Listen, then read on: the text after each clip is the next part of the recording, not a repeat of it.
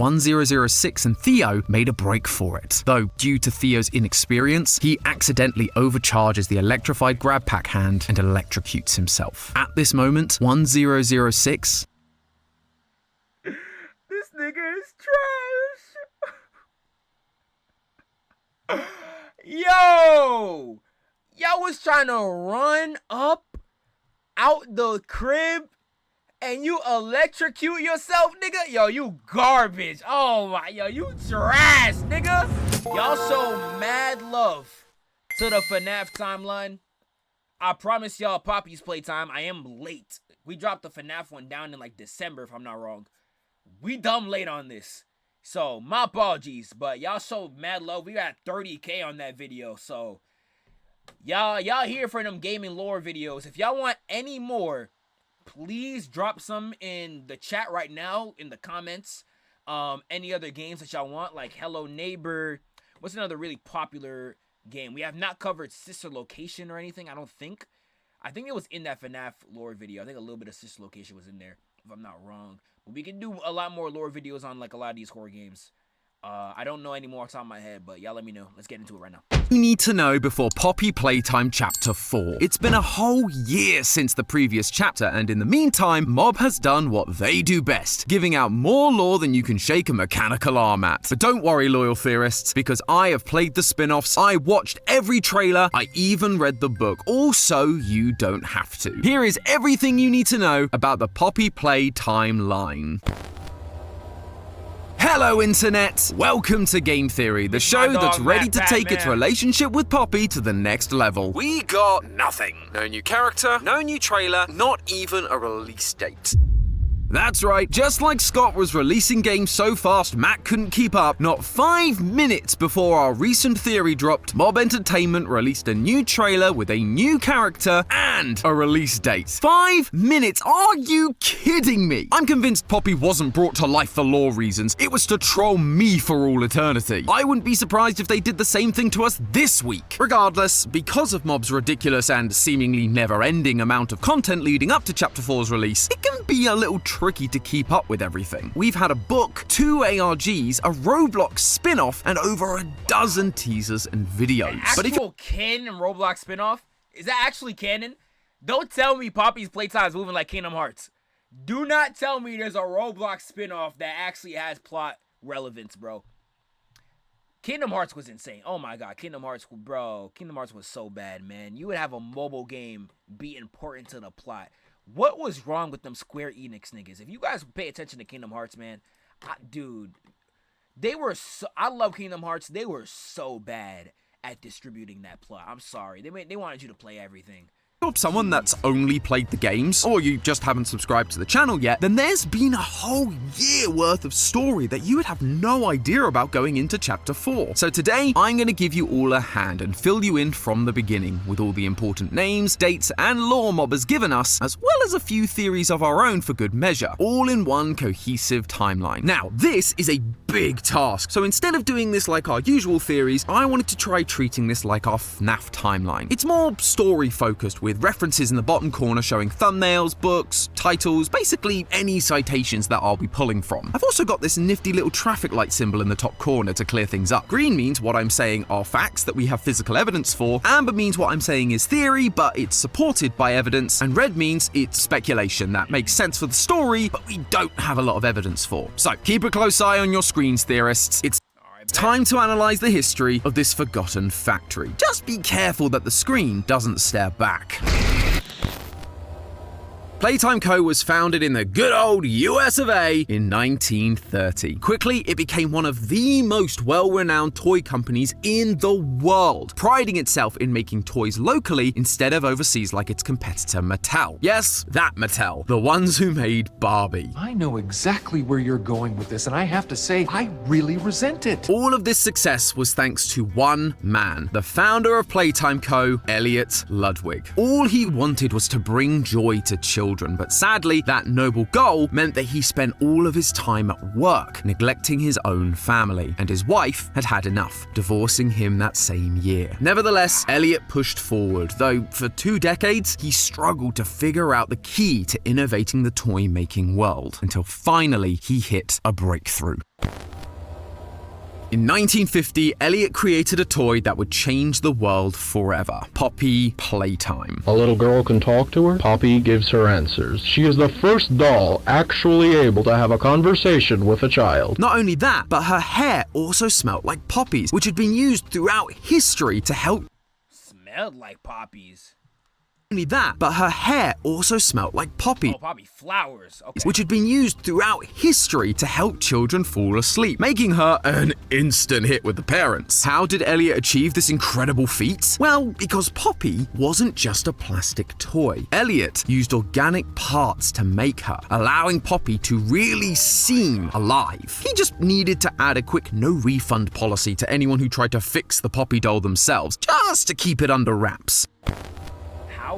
Thankfully, How is he getting these organic parts, nigga? alive. He just needed to add a quick no-refund policy to anyone who tried to fix the Poppy doll themselves, just to keep it under wraps. Oh my goodness. Yo. Thankfully, no one ever discovers this little secret of Elliot's. But Poppy sales alone can't keep the toy company afloat. So they release a handful of new toys like Bron the Dinosaur in 1961 or Boxy Boo in 1960. Though none of them really compare to Poppy in terms of popularity. But then, out of nowhere, tragedy struck. Since day one, Elliot had been encouraging his employees to adopt, to bring joy to children who had none of their own. And he lived by example, adopting a daughter of his own. Finally, the family that the family man had always wanted, until she passed away before his very eyes. There was nothing he could do to save her. All Elliot could do was take the biological knowledge he had and turn her into another organic Poppy doll, just so he could keep a part of her with him forever, so part of her could live on. Little did he know how successful that experiment would be. Somehow, his daughter's mind managed to survive the process. Naturally, Elliot is shocked by this. His daughter is back, living on inside this doll that he made. He couldn't let her fall out of his grasp again, so he builds a family home inside the factory storage bay and locks her inside a glass case to keep her safe. He even adds a passage leading directly to his office so he can visit her whenever he or she wants. With his family now returned to him, his passion to strive for innovation was restored. But with so much ambition, he rose back up and continued to fulfill his vision for the Playtime Co. toy factory. The first thing he needed was more people like him. Smart, capable people that could help him continue to innovate and answer the toughest questions the world had to offer. Like, say, how was a child able to live on inside a doll, perhaps? But older minds are harder to shape. He needed people who still had some of that childlike wonder, and thus the Young Geniuses program was born. Elliot sent out flyers and posters similar to that of the time. These niggas always getting at kids. It's always the children, bro. Niggas always trying to get at the children, bro. Yo, these FNAF and Poppy Playtime people are sick. Sick. Like, he out here getting flyers. Oh my goodness, bro. Oh my goodness, bro. Can't believe Geniuses program was born. Elliot sent out flyers and posters similar to that of the time period, trying to gather young minds together to turn them into the scientists of the future, stamped with the logo he'd been using for Playtime since the early days. This attracted many young and bright individuals, including a brilliant, albeit slightly cold young man named Harley Sawyer. Harley was a peculiar character. He didn't care for his comrades, he hardly smiled, but one thing he clearly loved was science, and Elliot took a liking to this strange boy. He may not have been normal, but neither was Elliot. He saw part of himself in Harley. This was the kind of kid he could take under his wing, mold into someone who could really shape the future, and maybe even catapult Playtime into the stratosphere of success. Unfortunately, that didn't quite work out. Harley never lost his distaste for others, and while he continued to pursue innovation, he was just doing so to push the boundaries of what could be done, not not to help humanity like Elliot envisioned. That being said, Elliot didn't give up. He kept trying to change Harley's point of view, but no matter how hard he tried, it was no use. Harley could not change. Not here anyway. And so Elliot makes the hard decision to kick Harley out of the program, sending him home to the outside world to be around more people, hoping it will help him to understand why they do what they do. Harley was destroyed by this news. His hero, Elliot Ludwig, was abandoning him. All he could see Elliot as was soft, pathetic, and short-sighted, backstabbing him because he was too much of a genius for Elliot to understand. Though it didn't matter now. He had Let me guess, he's gonna go kill him.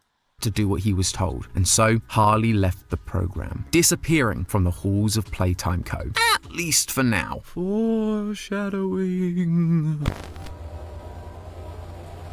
As the years go by, more and more, Elliot feels like it's not really enough to just encourage his employees to adopt. There are still so many children that need a home, much like his own daughter did. And while the Young Geniuses program was good by taking on young people so late in their childhoods, even they were already stuck in their ways like Harley was. So, in 1976, Elliot announces a new program, Playcare, Playtime's own on-site orphanage, where he can continue to bring joy to children and educate them in the ways they should go, creating a mass of young, brilliant minds that could help lead the world to prosperity. But while all those programs sound good on paper, to go younger. You telling me this nigga wanted to go younger? Cause like even them kids was too old to manipulate. He was like, all right, bro, I couldn't get 8-year-olds. I'm going down to 3. Yo, you bugging. Oh my goodness. You are bugging. Y'all talking about the FNAF movie. Y'all think Poppy Playtime could actually get a movie? I think it could, but I don't think it's as popular as FNAF to get a movie. and they were well received by the public, they were beginning to cost Elliot a lot of money. Poppy was the last big financial success, and that was over 2 decades ago. But he can't keep innovating in the toy world and run these programs on his own. He would need more staff. So he hires people like Stella Grayber to run the Playcare, Leith Pierre as head of innovation, Eddie M.N. Ritterman as the head of research, and Jimmy Roth as the chief marketing officer. Their first assignment? Figure out how to stop the company from feeling, quote, old-fashioned. With all their powers combined, they try to get the company back on top, starting with the release of brand new toys like Candy Cat in 1979. They continue to release toys into the next decade. They try Swap-Em-Alls that you could mix and match like Cappy and PJ Pugapilla. They also try Kick Me Paul for some reason, but nothing could quite match the success of Elliot's original Poppy. That was until 1984, when Elliot had another idea. He went to the team, and shortly after, he releases the Blue Boy himself, Huggy Wuggy. Things were looking up. Bro, let's be real. First off, shout out I'm Chance with a tier 1 sub gifted as well. Shout out to you, my brother. 2, do y'all ever think that you would cop a toy looking like this, bro? It's like the Chucky doll thing. It's like, even if I was a jit, bro, I'm not getting a Chucky doll. I'm not getting this nigga. Look at them boo-boo ass lips, nigga. Ugh. Bro, I'm not copying this nigga. This little blue Mr. Popo looking at nigga. Like, no. No. I wouldn't even get him if he wasn't a creepy old person. A creepy old doll. I wouldn't even get him off principle. Like, nah, bro. Nah, them Mr. Popo lips, bro.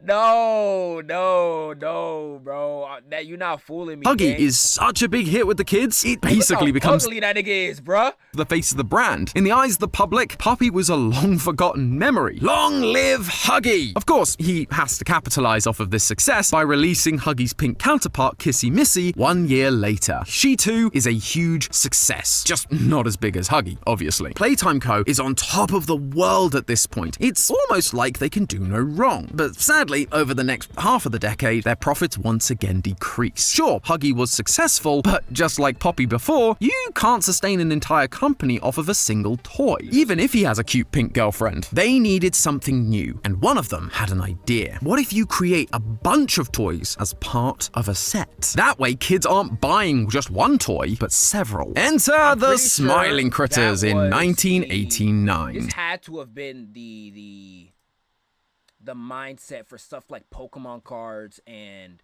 like Teenage Mutant Ninja Turtle toys. This was a very smart marketing thing. Because when I was a kid and I was getting them TMNT toys, bro, we weren't able to afford all of them. But like they would always release all the turtles separately. They would release all the cars they came with separately. They did this a lot. And it was a very smart marketing choice. Because if you, let's say like Toys R Us was pretty expensive back then. Like even if I was just getting Leonardo, that's like $25. You gotta spend $100 to get all 4 turtles.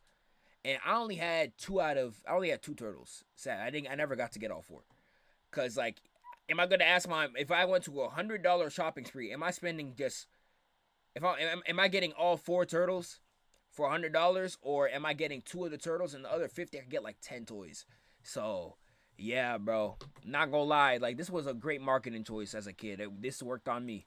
Similar to Care Bears or Cabbage Patch Kids, these are small, cuddly toys with big personalities, but each one is unique, and so you would need to collect them all for the full experience. This was the perfect way to increase the dropping sales numbers Playtime was facing. Plus, to really capture the same appeal as Poppy and her poppy-scented hair, these critters would each come with their own unique scents, all with calming effects. Crafty Corn smells like jasmine, Bobby Bear Hug like rose, but would calming be enough? Poppy's hair literally put children to sleep. That's what made her such a hit with the parents in the 50s. They needed these smiling critters to do the same. So, bro, if I'm not wrong, I remember I watched Corey Kenshin's gameplay.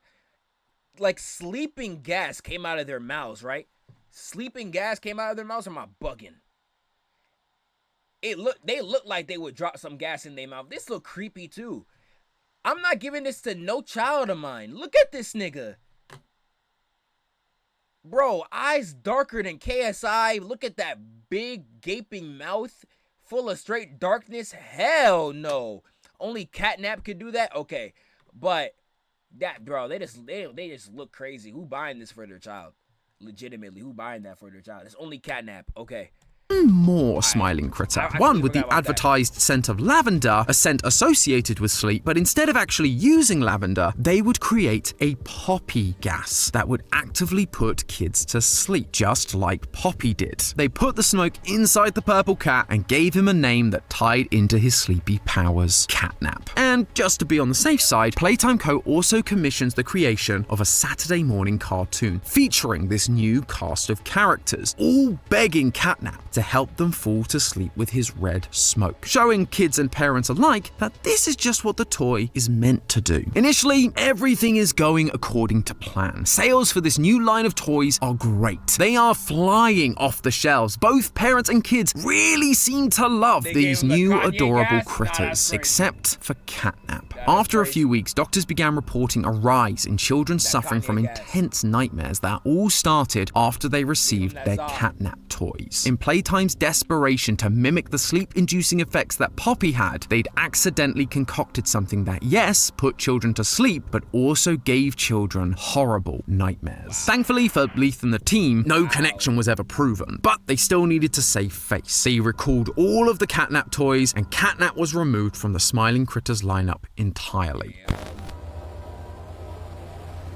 The Smiling Critters disaster put Playtime Co. in a bad spot. If they were going to survive the next decade, something needed to be done, and fast. And so, Leith Pierre put his head of innovation status to good use and came up with an unusual but effective plan. He hired a private investigator, Jared Lockhart, to track down former members of the Young Geniuses program that Elliot had started decades ago. These people trained under Elliot. They were geniuses from a young age, and most of them had quite impressive careers. If anyone was going to be able to come up with an idea to save this company, it would be one of them. Sometime later, Jared arrives with the list, and when it lands on Leith's desk, there is one option that immediately catches his eye: Harley Sawyer. Hello, boys! I'm back! This guy was now certified by the American Board of Neurological Surgery. He was, by all accounts, a genius. And with Elliot using biological parts to make Poppy, a surgeon felt like the perfect fit. Leith presents this idea to Elliot for final approval. And while Elliot is hesitant at first, he does remember that Harley was the brightest of the bunch back in the day. And maybe all these years away have taught him the lessons he was hoping he'd learn. Do it. With that approval, Leith reaches out to Harley on January 15th, 1990, giving him an offer to come and join Playtime Co. once again. And strangely, despite the hurt Elliot caused him all those years ago, for some reason, Harley accepts the offer. Immediately, he begins showing the level of promise they were hoping for from this recruit. He sees the problems at Playtime Co., the public outcry, the declining profits, and he came up with an idea that would fix everything. Giant toys. We can increase our workforce and simultaneously decrease the number of lawsuits and people on our payroll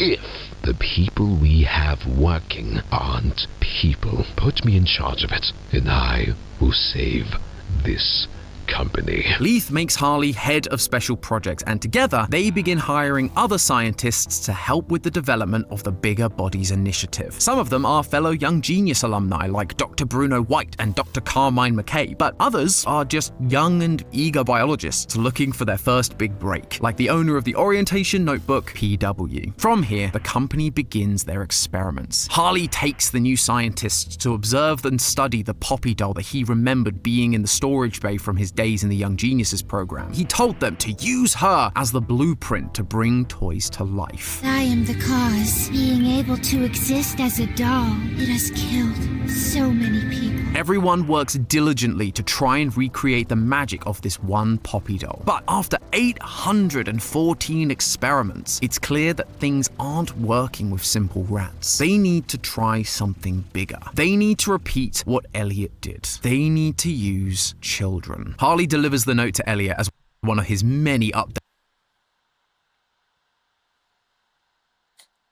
Again, what is up with these niggas? Oh my goodness. Rats. They need to try something bigger. They need to repeat what Elliot did. They need to use children.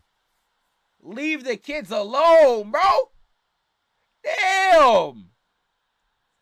Yo, these damn diddlers, bro. Always something with some children, bro. Harley delivers the note to Elliot as one of his many updates on the program. But once again, Elliot is torn. Up until this point, these experiments weren't really all that bad. It was just a few hundred rats that suffered the consequences. But now, he had a choice to make. He'd spent his life trying to bring joy to children, to give them a home, somewhere they could grow and overcome the odds. Harley still couldn't believe this soft old man. What is more important to you, these children or the business you've spent decades building, which people rely on for their own families? Mortality is just a curse on humanity anyway. If we can figure this out, all these orphans who had suffered would never grow old or sick. They could live forever and keep bringing joy to other children for centuries to come. It was not an easy decision, but this argument from Harley does sway Elliot. With that permission in hand, the senior staff of Playtime Co. set about building the Game Station, a facility designed to test the orphans' physical and mental abilities, pairing them with a specific toy, and if they were deemed ready, taken away for conversion. They'd come for games and never come back. As part of this process, they utilized the red smoke that they made for the catnap toy. Where previously Poppy gels had failed, gas is a much more effective way of getting the mystical powers of the Poppy flower that helped bring Poppy to life into the bodies of these orphans. They installed shower heads throughout the playcare to distribute the gas, but it wasn't the most effective solution. Kids could see them and what they were doing. They became wary of going to bed. An alternate solution would need to be found. However, they had other problems to deal with. Over the last few years, there had been one employee that had been causing Playtime Co. a lot of trouble. They weren't ruining their plans as such, they were just a bit of an administrative headache. That man was Rich Lovitz. Initially, he was working in the storage room and he seemed to be on board with the general Playtime mission, appreciating the good this company did for the orphans. Sadly though, Rich had a habit of losing his temper with management, and so he was demoted to the rejected toy room, which,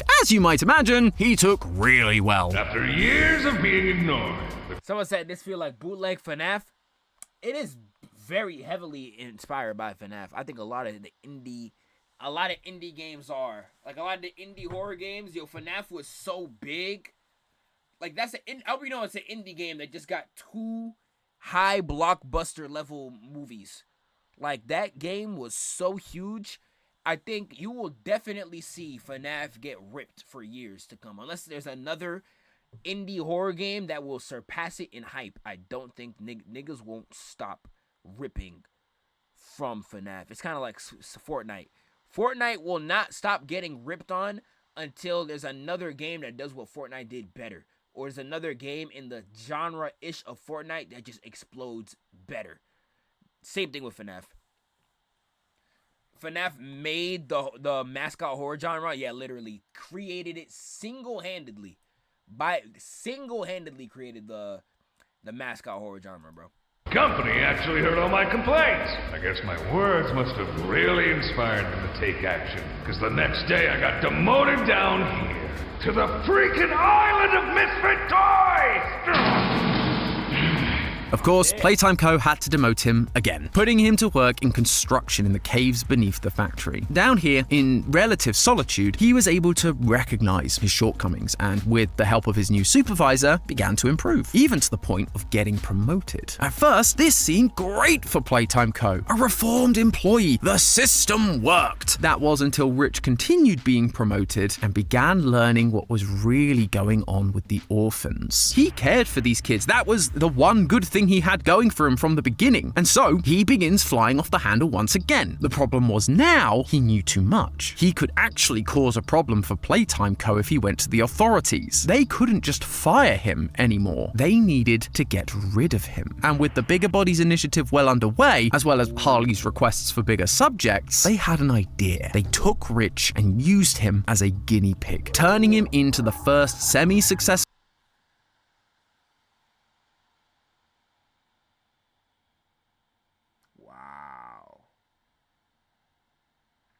Yo, Rip Gold, bro. Oh my goodness. experiment 1006, which they dubbed the prototype. Not a toy as such, more a mix of mechanical and biological parts. It lacked the ability to speak, but was able to mimic voices of others to communicate. Playtime Co. was finally seeing success and removing a problem at the same time. But Rich, now 1006, wouldn't forget what had been done to him, nor what they were doing to the orphans. He just needed to bide his time and wait for the right moment to strike. Playtime Co. continued their development of the Bigger Bodies, but he has every right to crash out. They turned him into a freaking animatronic, but he is smart for waiting.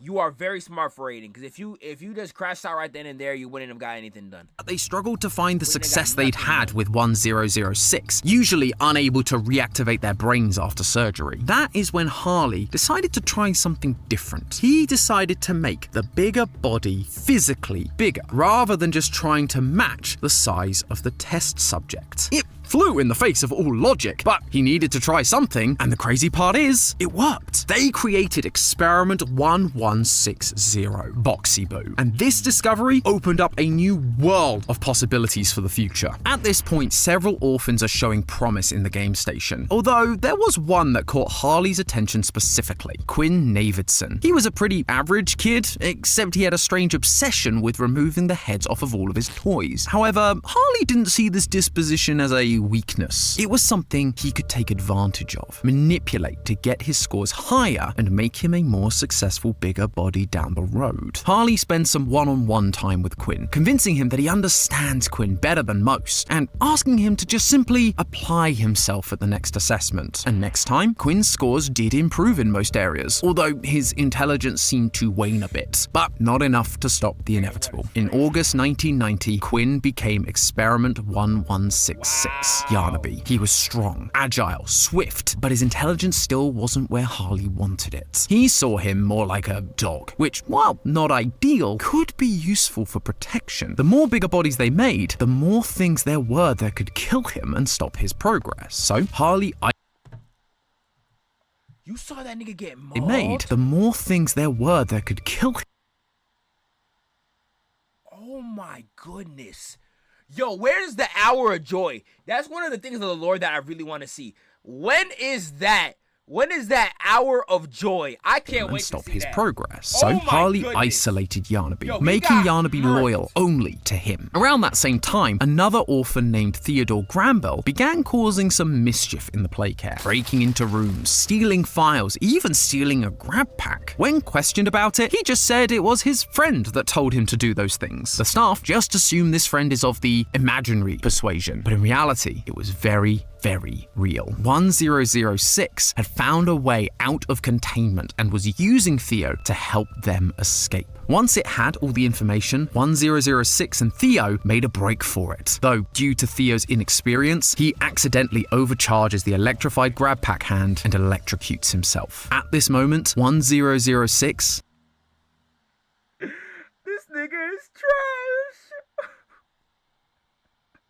trash. Yo! Y'all was trying to run up out the crib and you electrocute yourself, nigga? Yo, you garbage. Oh my, yo, you trash, nigga. Made a break Wow. for it. Though, due to Theo's inexperience, he accidentally overcharges the electrified grab pack hand and electrocutes himself. fumbled, At this bro. moment, 1006 has a Wow. choice. Gain the freedom it wants or save Theo. It chooses the latter. It gives Theo over to the Playtime Co scientists and turns itself in to be locked away once again. Now, there is only one way the scientists are able to save Theo. And on November 11th, 1990, the bigger body Catnap was born. Experiment 1188. He was put into the playcare because he was able to release the red gas just like the toy, and the kids would, hopefully, be much less suspicious of this big friendly toy than a typical showerhead. Again, Playtime Co was killing two birds with Why one would they stone. be The less bigger body suspicious of a bigger Catnap? They literally, Catnap was getting pulled off of stores. Why would they be less suspicious now that the evil one is now bigger? I don't know, bro.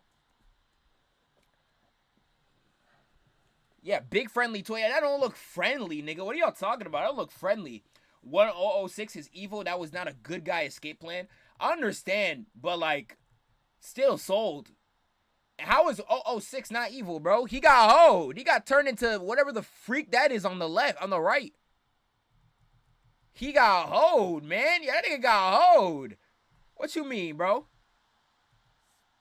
showerhead. Again, Playtime Co was killing two birds with one stone. The Bigger Bodies initiative was now in full swing. Between Catnap and Yarnaby, Huggy was created, and in 1991, he was put to work as Playtime Co's new security measure, though his wandering eyes were noticed by an employee who wasn't supposed to know anything, Rowan Stoll. Rowan wanted to get to the bottom of what was going on, and over the course of a few months, began to figure out exactly what Playtime Co was doing. When he threatened to leak what he'd found to the public, Harley put his Bigger Bodies to good use. Now, we need to start taming that appetite of yours to flesh. Get me an update on the situation with Rowan Stoll. That same year, another orphan, Marie Payne, began suffering from unwakeable nightmares thanks to Catnap's gas, leading to the latest experiment we know of to date. Experiment 1222, Mummy Longlegs. I know her. Yo, I saw that Corey Kenshin video where he was running away from her.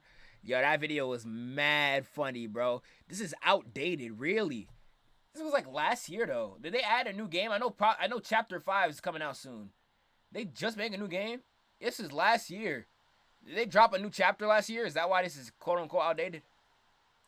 He was violent towards the staff, but kind towards the kids, making her the perfect guardian for the game station. And by May of 1992, the game station is in its heyday. Everything is working as planned. But one person is still causing problems. Elliot Ludwig had put a picture up in his office that one of the kids had given him of the game station and Mummy Longlegs. But when he sat there and looked at it, those decisions that had led to this point, they began to weigh heavy on his shoulders. He still felt that Harley's pursuit of innovation for the sake of it wasn't right, but the rest of the senior team seemed to be all for him, and it was hard to deny that the company was seeing success. Regardless, he knew he needed to put some kind of safety measure in place, something to keep Harley in check. just in case his worst fears came true. So he promoted one of the fellow scientists and Young Geniuses graduate, Dr. Bruno White, to become Harley's superior. Once Harley found out, he could think of this as nothing more than another betrayal from Elliot. And this time, he'd had enough. Elliot was too soft to keep things moving forward. He needed to be got rid of, just like every other problem employee they'd faced. One day, both the staff and the public were informed that Elliot Ludwig had passed away. But Harley Sawyer was the only one who knew the truth about what happened. Thanks to Dr. White's promotion, Harley's involvement in things slowly became less and less, leading Harley to become more and more frustrated and driving him more and more insane, until one day he decided to take matters into his own hands. During a guided tour of the factory in 1993,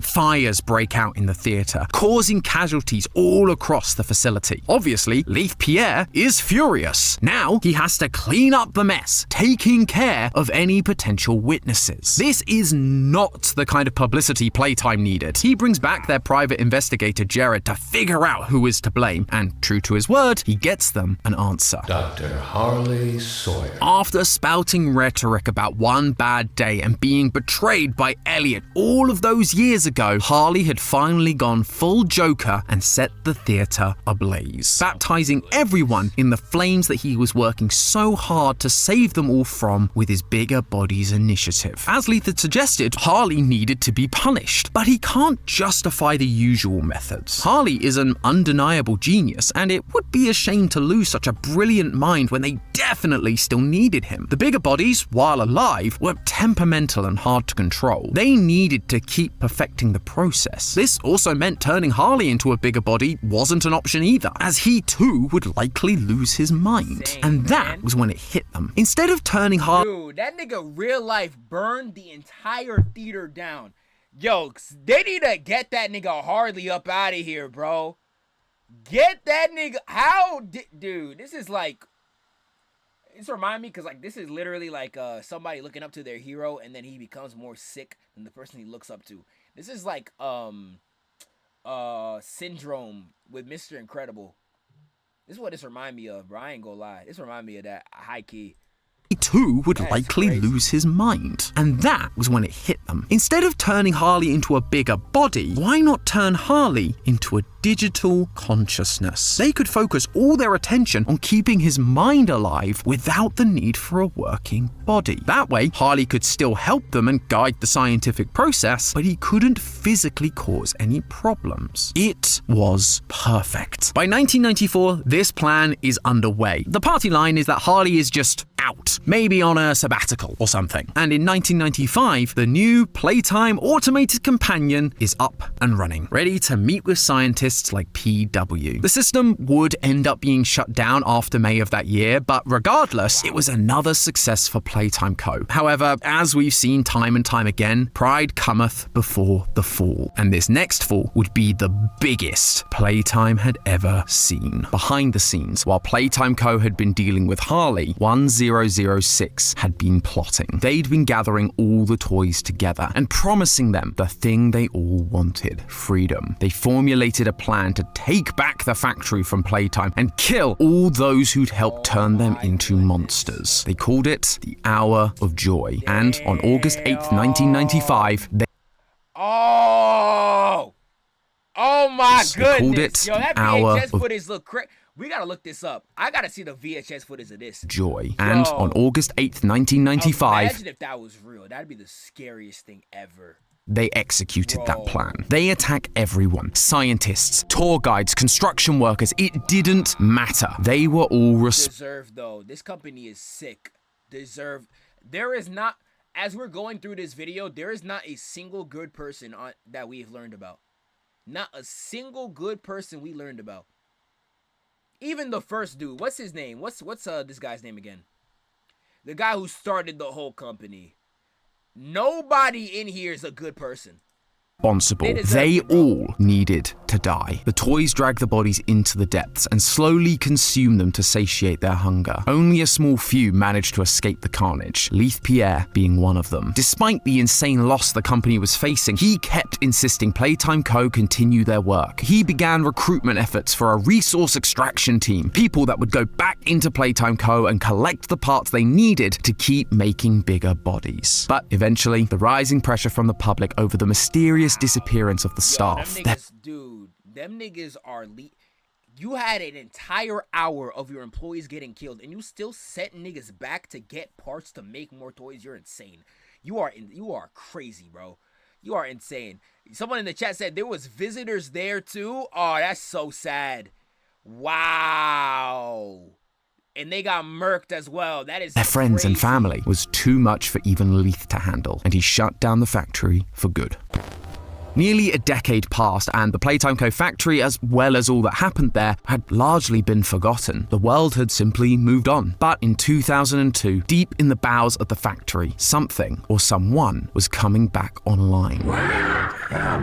Harley had awoken from his mysterious slumber. Ironically, just as he'd always stated, his conversion had actually saved him from death. Unlike his former colleagues, he realized the opportunity he had. There was no one left to stop him. His plans could continue. He could save the rest of humanity from their mortal coil and convert them all into living, eternal toys. So he began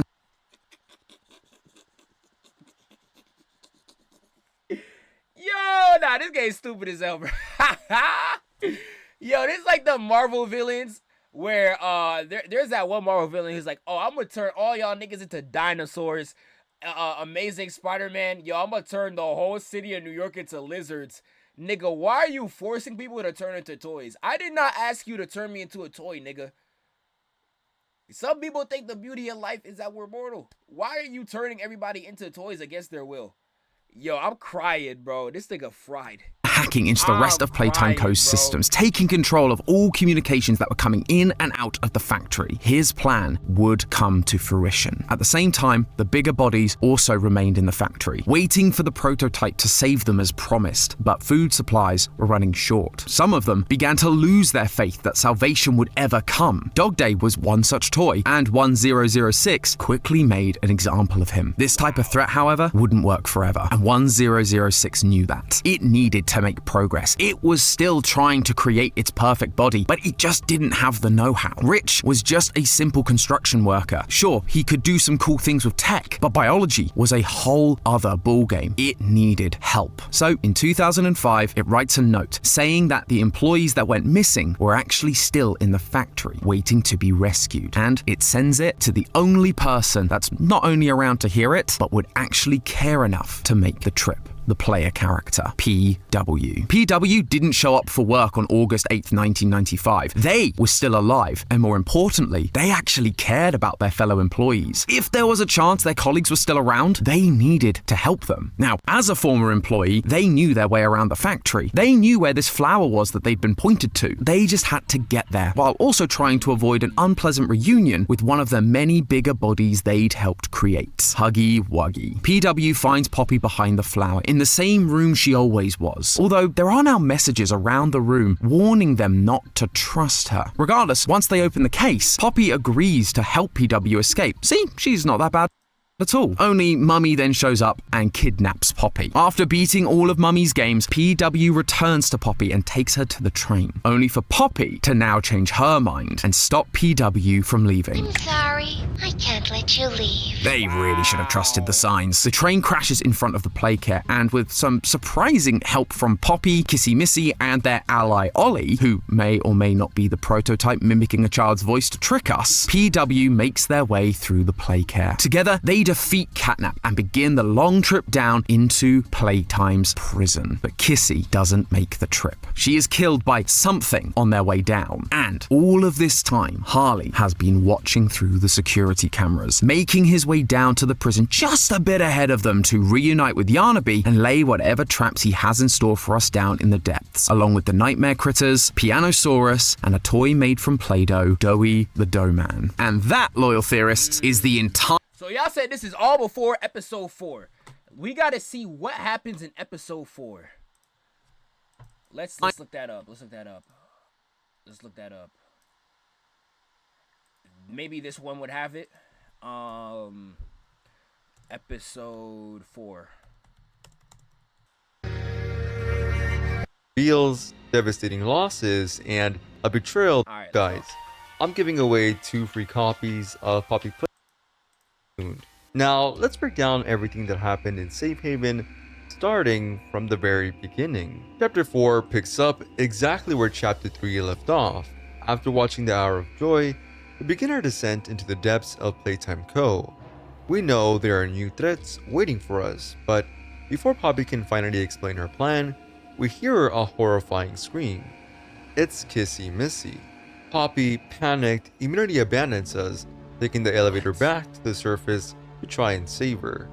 Just like that, we're alone again. Why are we trusting Poppy?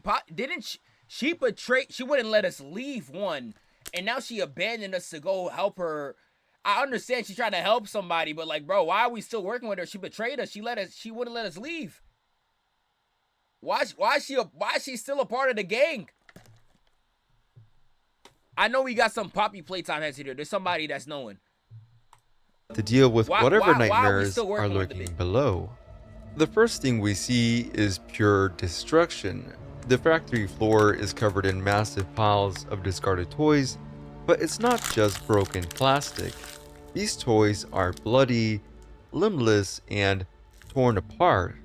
The bigger bodies innovative created giant, aggressive toys, and many of them turned on each other during the Hour of Joy. The factory became a war zone, and only the strongest survived. Wow. The remnants of the battle are all around us. Our goal becomes clear. We need to reach the Playtime Prison, a hidden underground facility that once held Playtime Co's twisted experiments. But during the massacre of the Hour of Joy, it also became a desperate refuge for surviving staff and orphans. Now, it's a decaying ruin filled with dangers far worse than anything we've ever faced. As we make our way through the factory, the horror of what happened here becomes impossible to ignore. Blood stains the walls, toy parts are scattered across the floors, and the air is filled with a suffocating sense of fear. We start finding notes and VHS tapes detailing what happened to the experiments locked inside the Playtime Prison. This is where we learn more about Harley Sawyer, also known as the Doctor. He was the mastermind behind the Bigger Bodies initiative, the very program that led to the creation of Huggy Wuggy, Mommy Longlegs, and so many other monstrous toys. And even though he's no longer human, he's still alive, watching us, waiting. As we push forward, we're suddenly attacked by nightmare critters. Yo, why you got a spirit gun on the right hand? Yo, my fault. That nigga got a spirit gun on the right. Yo, my fault, gang. Grotesque creatures that born nigga from got it. Playtime Co's failed experiments. These creatures aren't just mindless monsters, they're starving. After a decade of pure survival, they see us as nothing more than prey. And unfortunately, we're not the only ones being haunted. No way. Just when it seems like we're done for, a new character appears.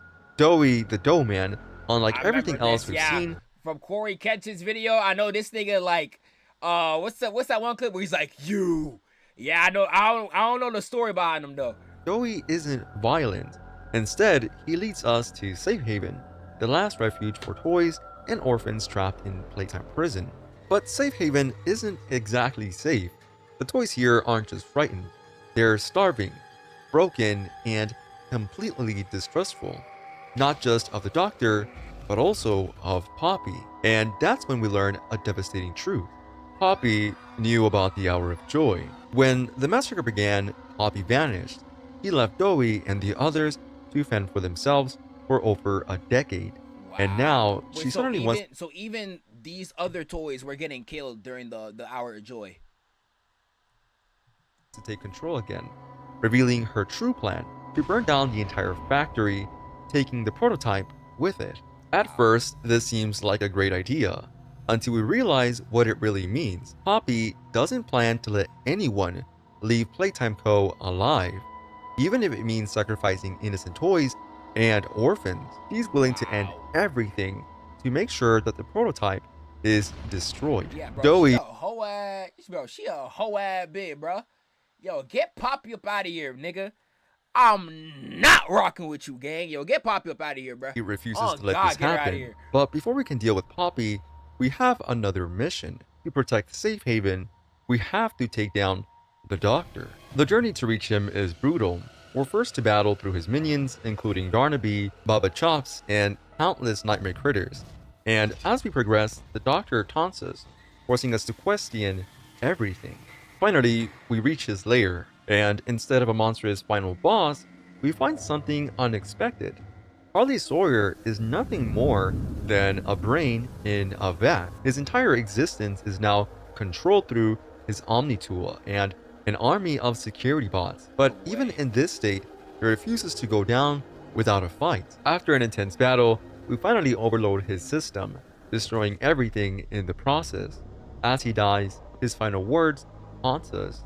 You saved no one. With the Doctor dead, we return to Safe Haven, only to realize that we've been tricked.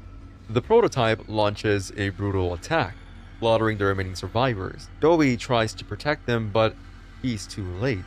Consumed by guilt, he transforms into a monstrous reptilian beast, and in one of the game's most tragic moments, we're forced to fight him.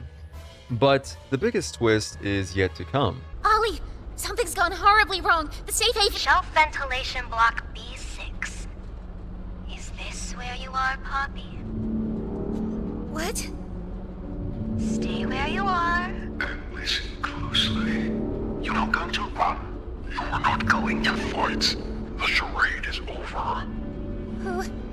Who is this? An obvious question with an obvious answer. What did you do with Ollie? I'm right here, Poppy. Prototype. Please. It's time to come home. Poppy. Ollie was the prototype the entire time. Yo, niggas be sliming in these horror games. Nigga, what the freak? Yo, first we got that twist in the FNAF one. Now we got this right here. Nah, y'all niggas be moving crazy. Yo, they be moving vile. We might have to play these. The voice chat. that had been guiding us, helping us survive, was manipulating us from the very beginning. And to make things worse, just burn the whole building down at this point, bro. Burn the whole thing down. I don't care who innocent in here now. Burn the whole thing down to ash. What the freak, bro? He flees, abandoning us and Kissy Missy to save herself. The chapter ends with Kissy Missy. Yeah, you see this? Yeah, that's why I hate Poppy, bro. Yeah, Poppy just backdooring niggas. She just left herself, not even trying to help us. Yeah, F you, nigga. Yo. If I was playing this game, if there was a way to harm Poppy, I'm harming her, bro. On everything I love, I'm harming her, bro. Yo, she a hoe. And I can't believe her, bro. Missy to... Yo, she hoeing everybody, bro. She hoeing everybody. She hoeing her like 3 times. She hoeing us like 3 times. What's wrong with this? What's wrong with her, bro? What's wrong with that little girl? Yeah, I kick her across the room, chapter nigga. ends with Kissy Missy sacrificing her arm to save us as we fall deeper into the depths of Playtime Co. But just when we think it's over, we discover something shocking. Huggy Wuggy is alive. Deep within Playtime Co's secret labs, an alarm sounds. A new nightmare is coming, and Chapter 5 is about to take us even deeper into the horror of Playtime Co. Even though Chapter 4 gave us a lot of answers, it also set up some huge questions for what's coming next. Poppy left us behind. Was she really trying to stop the prototype, or did she have her own plans all along? And with the prototype finally revealing himself, what does he actually want?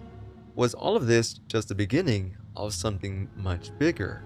And of course, Huggy Wuggy is back. After everything that happened, why now? Is he another pawn of the prototype, or is he the only one strong enough to stop him? There's a lot to break down, and I'll be covering all these theories and what Chapter 4's ending really means in my next video. God damn, wow, that was crazy. This some W lore, bro. I'm messing with these video game lore ones. I think FNAF ones is still... FNAF's was a high bar. I don't know if this is better than FNAF's. FNAF's was... That one really... That one I was like, nah, I didn't know FNAF's moving like that, bro. FNAF had me like here. This was good too. I do like this. We gonna see when Chapter 5 comes out. Potential. Might play it, maybe. We'll see. We'll see how good this video does. We do gotta start a gaming channel at some point. Maybe when I hit like 40K, 50K on the second channel, I'll make a gaming channel. But I'll still be able to play like games on stream. But hey, make sure you like, comment, subscribe, comment down of the lore stuff you want me to see. I'm out of here, bruh.